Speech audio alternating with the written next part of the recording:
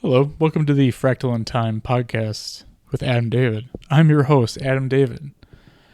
This is a show where we're going to look at the more recent scientific discoveries that tie in with ancient mystery teachings across the world. And by that, I mean we're going to look at things like chakras and the different energy centers and how those align with recent discoveries with things such as plasma physics and torsion physics. These structures encompass our entire universe, and these ancient schools of thought were able to clairvoyantly see that these things actually existed and to be able to see how they functioned and flowed. Generally, this usually meant that they could sense and feel the energy of things like the blood as it moved through the body, or they could inhabit the spirit of a tree and feel the tree's root system underground. Or they could, do a spirit vision where they view from the point of view of a coyote.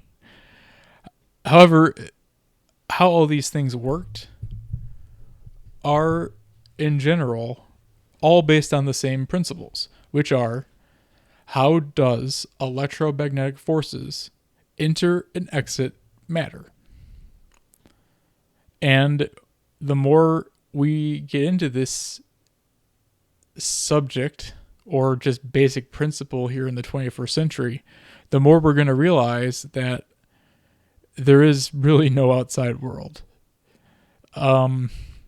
And that really there's just one point in space-time. But I'm getting ahead of myself, because that's what the point of this show is to use those ideas and concepts and to create a new cohesive worldview that brings about a global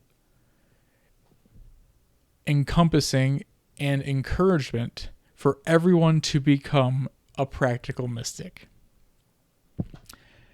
And I think that means understanding things like the difference between what we call dead water or bulk water and charged or living water, or understanding how different shapes encourage or decourage the growth and propagation of the electromagnetic forces of one's body, aka an aura. Or how the very words we say literally shape our reality. And that's what this show is going to be about. I'm going to do a quick presentation on how there are little pieces of reality here that are all ultimately shaped to create a cohesive worldview that is what we live, our reality, what is real to us. And to begin with that, we need to look at basically the concept of charge collapse. And this is a term coined by Dan Winter, where you can find his information and all of his work at the websites goldenmean.info or fractalfield.com. And he says that charge collapse is the path that electric charge takes from the surface of anything towards its center before exiting from the center back towards the periphery. So you could look at it as like a complete circle. It's a recursive system, meaning that the entry point and the exit point are virtually indistinguishable, meaning that it's an infinite loop. And these charge collapsing, when charge collapses, it at the very center, at what we call Planck scale, which is the smallest point in the universe that we have been able to mathematically conceive of, that energy, before it recycles, gets refined, compressed, and distributed into a horizontal or vertical, it doesn't really matter, a different plane within the plane of the torsion field that propagates and collects information. We call these longitudinal waves, or sometimes we refer to as scalar waves. And this is important because when you look at things like cymatics of words, you'll notice that when you take these cymatics and as they move across, well, maybe we should first describe what cymatics are. And that is a vibrational pattern that creates fractals on a sheet with a coarse material.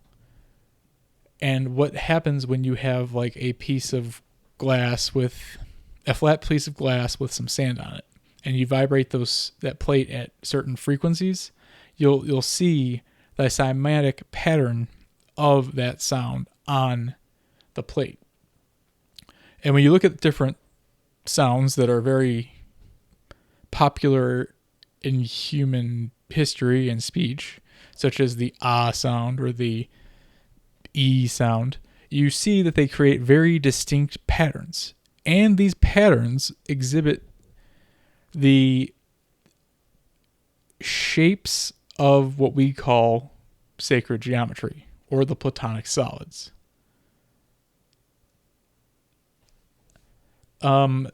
So like where there's a lot of standing sand or sand in a spot, if you follow the outlines of that during a shape, you'll notice things like a cube or a 2D representation of a cube, or a triangle representing, a tetrahedron or a pyramid, or a pentagon, which is part of a dodecahedron.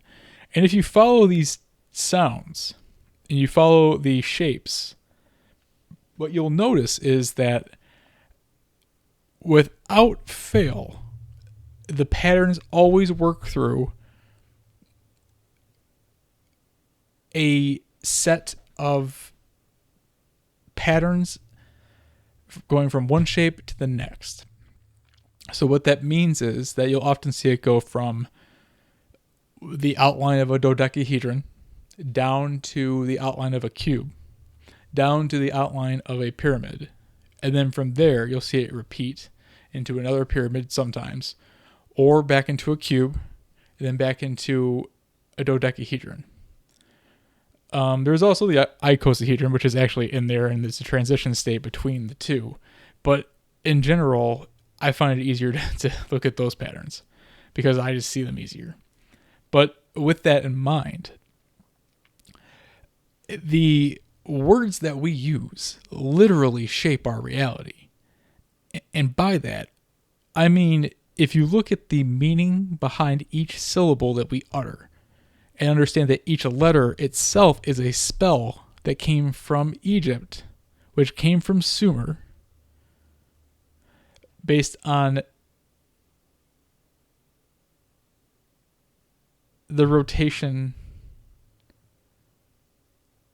of a torsion donut, which is coming back to the recursive nature of reality.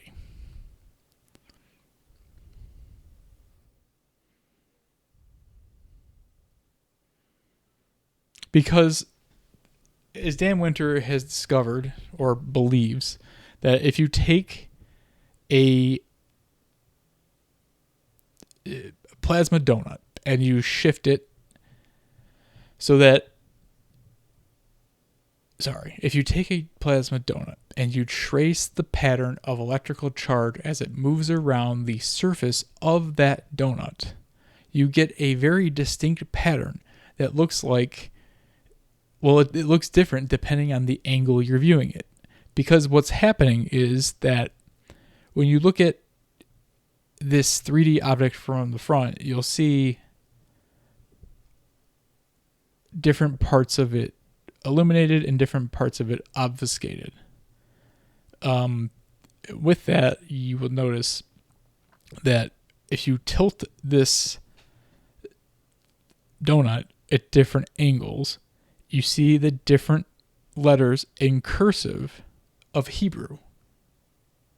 What this suggests is that what we call the Tetr Gammatron is divine lettering that are representative of the different stages a sound wave goes through before reaching the center and imploding and recursively redistributing out into the entire system.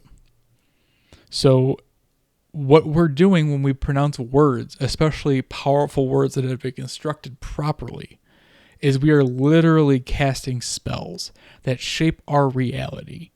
For instance, if you look at the word belief, E, the sound E is an emanation. So it's like we. So it's a slow vibration that's pushing outwards. Think of it like if you were to flood a room with the sound E. E. So the word belief, B, the letter B, or but it said the letter B is a container or a basket. So you can think of it as like, here is a basket of whatever it is. So in this case, here's a basket of emanating force.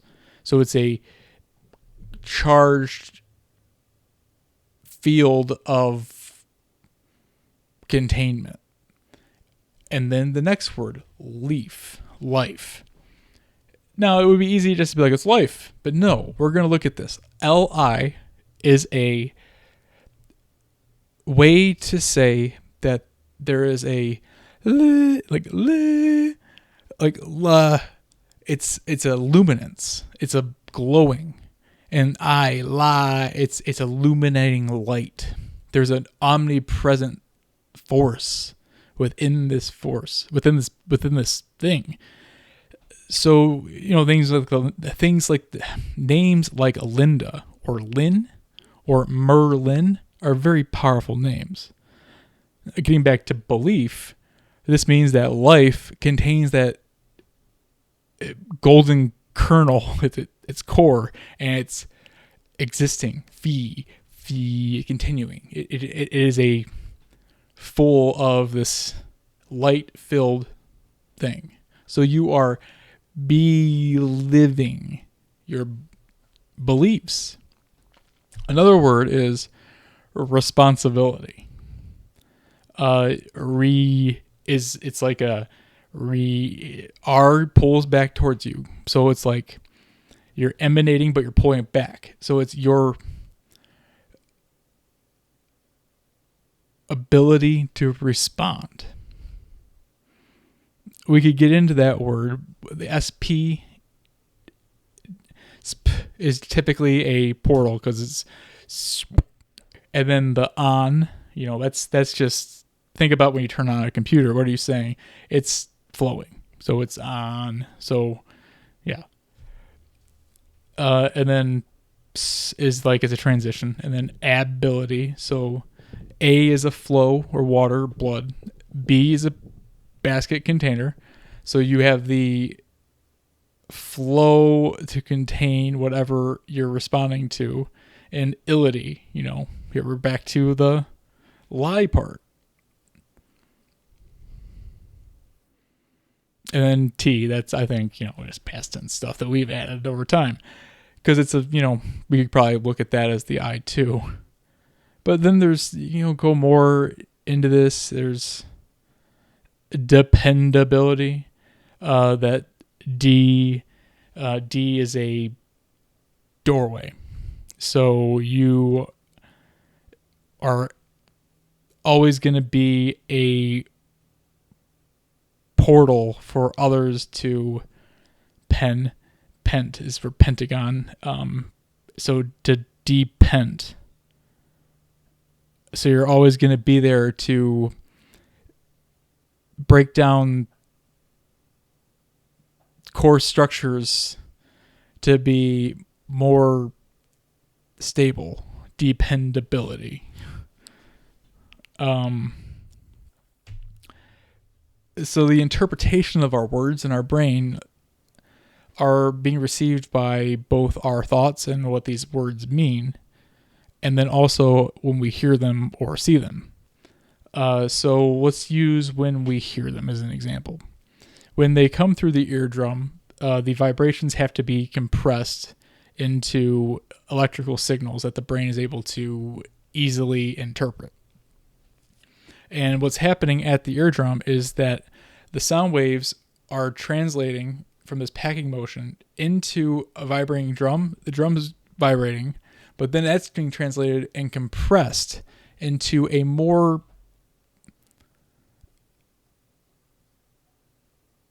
understandable signal to the brain. Because if we heard everything, we'd go nuts.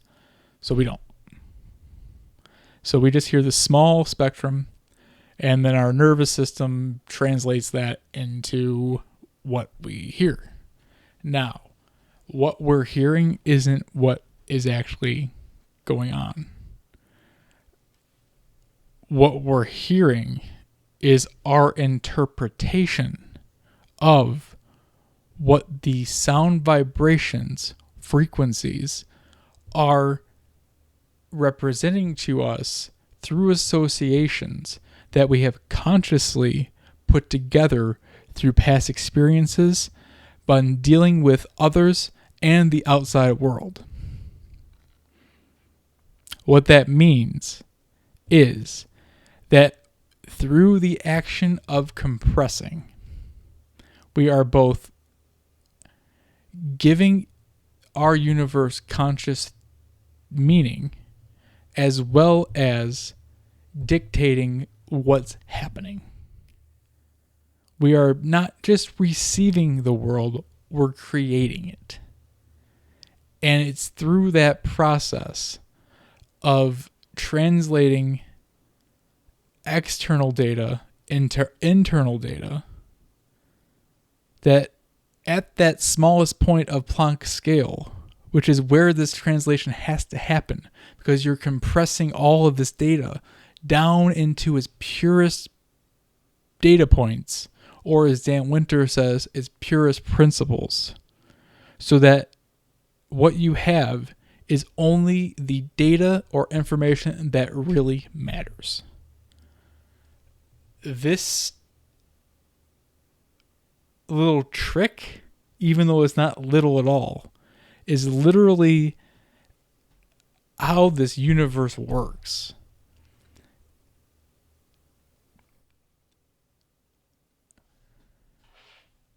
And because of this,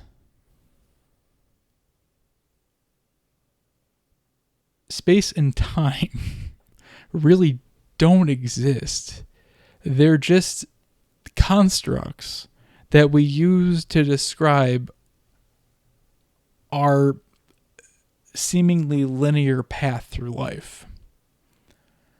Because, as you've probably heard, every time we make a decision, there's supposedly a quantum bifurcation of our lives. So, you didn't get with that girl that you were in love with in high school. But in the alternate timeline, you guys are together and happy. But who knows that was the way to go? Who knows that you don't die at 27 and then she's a sad widow for the rest of her life? And that's just a very unhappy universe to be in. We don't know. But what we do know is that for whatever reason, we have consciously decided that this frame of reality that we're in is the one that we're going to want to be in. It's the one that makes the most sense. So, with that in mind, any negativity that we project comes back to us. And that means even thinking negative things comes back to us. Why? Because when we hear negative words, even in our own brains, our auditory system is compressing that into what each word means, or as what we've decided it means for ourselves, and then translates that into a meaning. So we're taking brain cell sensations, compressing it down to pure principle. This is what the word loser means. Oh, and then we're taking the negative connotation of that word and we're opening up that entire concept and then applying it to what we're saying. Now, how in the heck do we do that? Well, we do that with our unconscious mind and the fact that actually a frame of time is a nanosecond. It's less than that. So each vibration of an atom, each curve, each cycle of an atom is a cycle in and out of this reality. So what we're all really doing is blinking on and off, seemingly so fast to ourselves that we are here steady. But in actuality, and there was an episode of Futurama that talked about this, but what's really happening is, or could be happening, is that, you could pause the game right now and go get new computer parts, come back and load up your save state, and we would have no idea. You could think about the game of The Sims. Sorry, I was just thinking about how my wife sometimes would lock Sims in a room with no doors if she was sick of them. Think about The Sims. If you save the game and leave, you can come back and that save state's still there. The Sims have no idea. And I think that's much how our reality works. Because if there's really just one universe, then it's going to have to be able to run concurrently. And what the nature of a spiritual universe suggests is that everything emanates from an ultimate source. And that ultimate source is everything. So, by that virtue, and having to explain that through science, when there are seemingly separate electromagnetic fields for every object, we have to look at the idea that as each atom cycles, the electric charge in that atom zaps to the next one, and then zaps and zaps and zaps, and it does this so fast that the single point of consciousness, or the single electron, or the single proton, it doesn't make a difference what it is. This vibration is just moving from the center to the periphery, to the center, to the periphery, and it's doing it so fast that we see it as a flow of time.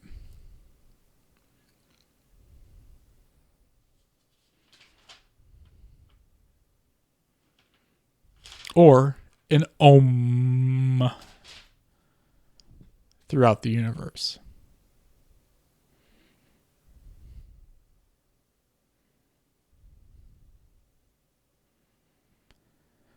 I'm curious what you think about this. This would be a great time to have some guests on, I guess. I'm curious what your opinions and comments are on this. If you had any questions or you are interested in being on the podcast, please let me know. You could write a comment in the on this video, or you could email me at adam@adamweichel.com, or you could reach me on Twitter. Yeah, hopefully these get a little more. Well, no, this was great. Using my words, this was great. Thank you for watching. My name is Adam David, and thank you for watching A Fractal in Time.